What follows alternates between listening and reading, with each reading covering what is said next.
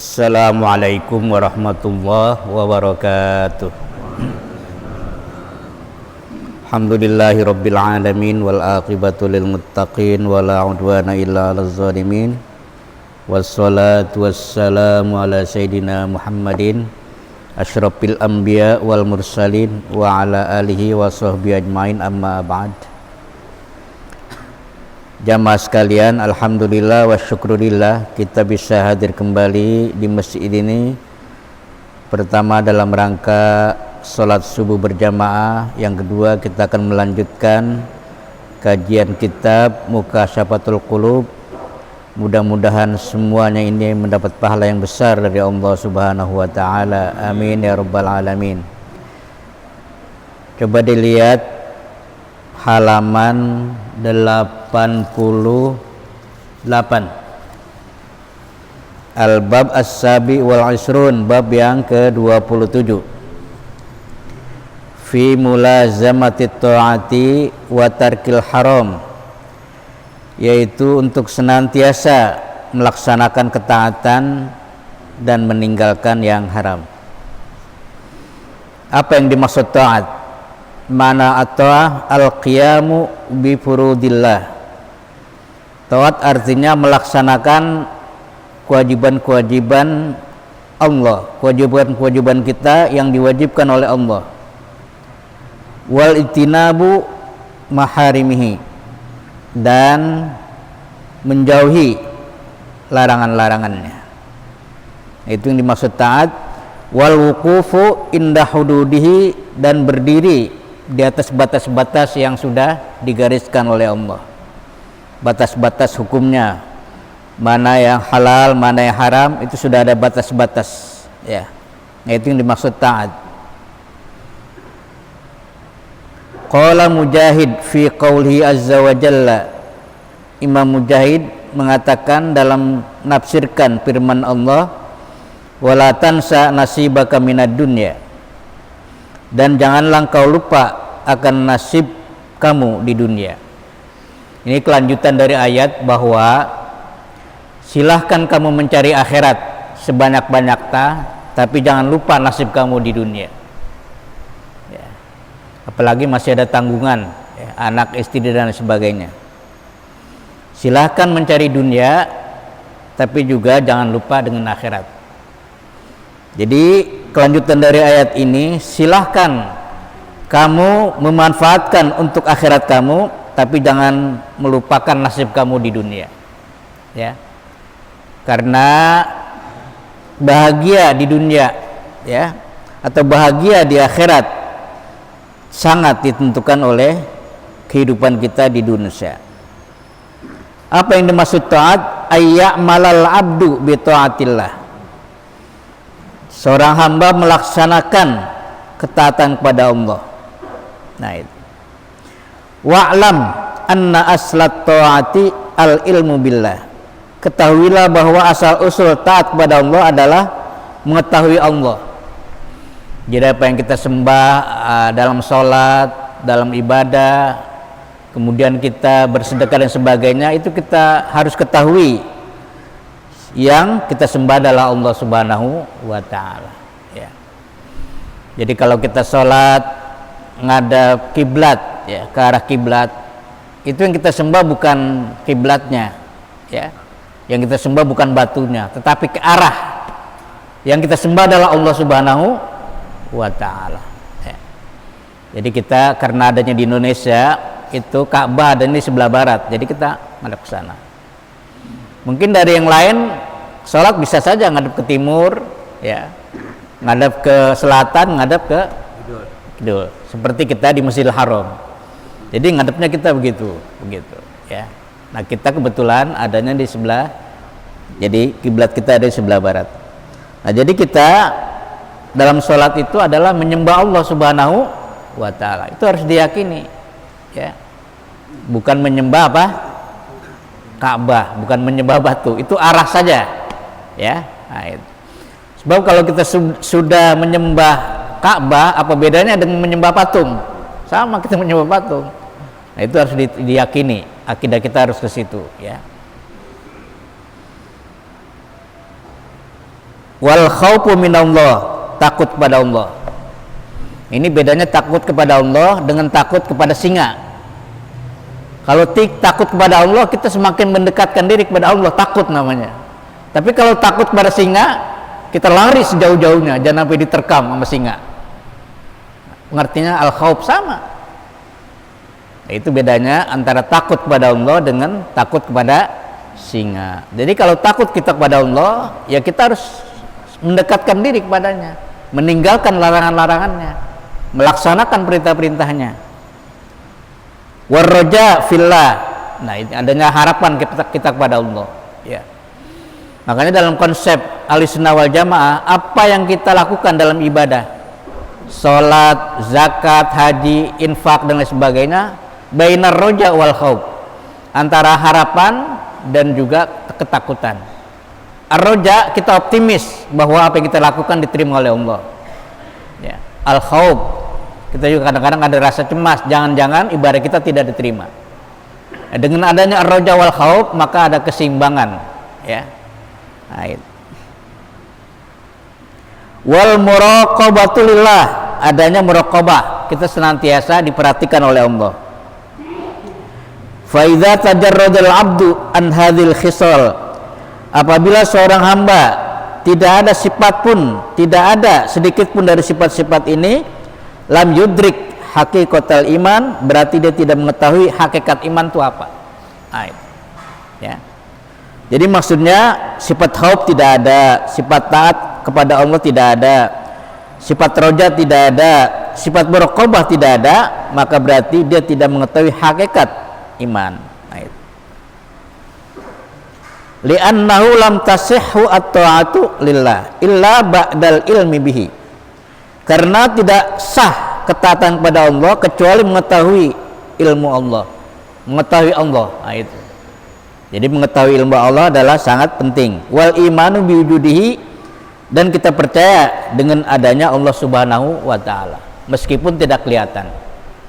Jadi Allah gaib, maksudnya tidak kelihatan dari segi mata kepala, tetapi ada. Nah, itu. Coba Pak, di sekeliling kita ini ada angin Pak, udara, tapi kita lihat nggak? Nggak ada, kecuali ada yang buang angin lain, ketahuan, ya. Nah, itu. Khaliqun, Allah sebagai khaliq, pencipta, kita sebagai makhluk. Aliman, Allah maha mengetahui. Qadiran, maha kuasa. La yuhitu bi ilmun, yang tidak dijangkau oleh pengetahuan. Wala yatasawwaru wahmun, dan tidak tergambarkan oleh pikiran. Laisa kamisli syai'un, tidak ada yang serupa dengan Allah. Wa huwas sami, Allah maha mendengar, al-basir, maha melihat. Jadi apa yang kita ucapkan Allah dengar, apa yang kita kerjakan Allah maha melihat. Qala Arabiyun li Muhammad bin Ali bin Al-Husain, berkata seorang Arab kepada Muhammad bin Ali bin Husain radhiyallahu anhum, qal hal ra'aitallah. Jadi seorang Arab Badui berkata kepada Muhammad bin Ali Al-Husain, apakah engkau pernah melihat Allah? Ya. Hina abadtahu, ketika engkau menyembah dia. Kita menyembah Allah, kita sholat, kita nggak pernah melihat Allah, ya. Tapi seakan-akan kita melihat Allah. Kalaupun Allah, kita tidak melihat Allah, pasti Allah melihat kita. Nah, itu yang penting. Apa jawab Muhammad bin Husain? Qala lam akun a'bud malam aro, saya tidak akan menyembah zat yang tidak pernah kulihat. Nah, itu. Qala kaifa ra'aitahu, lalu orang Arab Badui bertanya lagi, bagaimana engkau melihat Allah caranya? Qala lam tarahul absar, dia tidak dilihat oleh mata kepala, bimusyahadatil ayan, dengan kesaksian kasat mata. Lakin ra'athu al-qulub, tetapi yang melihat adalah hati kita. Jadi mata kita tidak melihat Allah, tetapi hati kita melihat Allah dan merasakan kehadiran Allah. Nah, itu yang dimaksud kalau kita sholat khusyuk, hati kita melihat Allah. Hati kita merasakan seakan-akan Allah ada di samping kita. Ra'athul qulub, nah itu bihaqiqatil iman, dengan hakikat iman. La yudraku bil hawas, ia tidak bisa dilihat dengan mata panca indera, nggak bisa dilihat ya. Bagaimana dulu umat Nabi Musa sampai menuntut Nabi Musa, wahai Allah, wahai Nabi Musa, saya ingin melihat dengan mata kepala Tuhan kamu. Ya, ditantangin Nabi Isa, kalau kami sudah melihat dengan mata kepala kami, maka kami baru beriman. Gak mungkin kamu bisa melihat, karena didesak terus. Akhirnya Musa menghadap pada Allah berdoa, ya Allah, umat kami ingin melihat kamu dengan mata kepalanya, baru mereka beriman. Begitu menggelegar, mereka semua meninggal dunia. Belum melihat Allah, baru getarannya saja sudah meninggal. Ya, begitu dahsyatnya, karena memang Allah tidak bisa dilihat. Ya, karena kalau bisa dilihat itu dijadikan permainan. Ya, apalagi ada yang ngajak main, bisa digambar dan lain sebagainya. Itu bedanya Tuhan Allah. Yang bisa melihat adalah hati kita. Nah itu. Wala yusbahu bin nas, tidak bisa diserupakan dengan manusia. Nah, itu. Ya. Makanya pernah orang Arab bertanya kepada Nabi, wahai Nabi, apakah Tuhan kamu itu tinggi atau kecil orangnya? Ya. Tuhan kamu itu hitam apa putih warna kulitnya? Ya. Nabi belum menjawab, Allah turun. Qul huwallahu ahad. Turun. Katakanlah oleh Muhammad, Tuhan itu esa. Lam yalid walam Allahu samad. Allah tempat bergantung. Lam yalid walam, tidak lahir dan tidak dilahirkan. Walam yakul lahu, itulah sebab turunnya surat Al-Ikhlas. Ada pertanyaan dari kafir Quraisy, bagaimana bentuk Tuhanmu wahai Muhammad? Sebelum Nabi Muhammad menjawab, turunlah surat Al-Ikhlas. Qul huwallahu ahad. Allahus lam yalid walam yakul lahu. Nah, itu yang disebut asbabun nuzul daripada surah Al-Ikhlas. Ma'rufun bil ayat. Dia dikenal dengan ayat-ayat, tanda-tanda Allah.